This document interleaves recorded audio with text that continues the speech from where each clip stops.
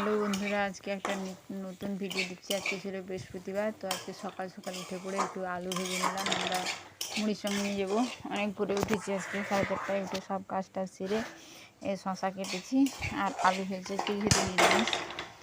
আলু ভেজে নিচ্ছি, আলু ভেজে স্কুলে চলে গেলাম। স্কুলে গিয়ে আজকে আমাদের পরীক্ষা ছিল, সেখানে পরীক্ষা ছিল লিখেছি।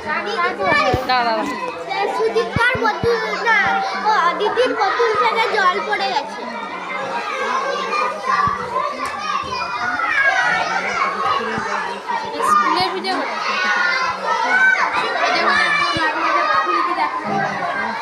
এই যে নিবে ফিরে এসে আমাদের ঘরে ধান ঝাড়াইয়ের কাজ চলছে, ধান বানা চলছে, গাছ হয়েছে। তো আমাকে দেখতে পাচ্ছেন সাদা গেঞ্জি, তো তোমাদের দাদা।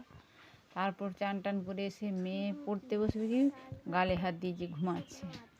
আমি যখন লুকিয়ে রেখে দেখছি ও সুন্দর ঘুমাচ্ছে। ও সেখান থেকে এসে একটু আলপনা ছিল, তার ঠাম্মি রেখেছিল, ওগুলো নিয়ে যে গোটা কেটে ফেলেছে, একটু যা পেরেছে করেছে, করে টোরে এবার ওরও খাওয়া দাওয়া হয়ে গেছে।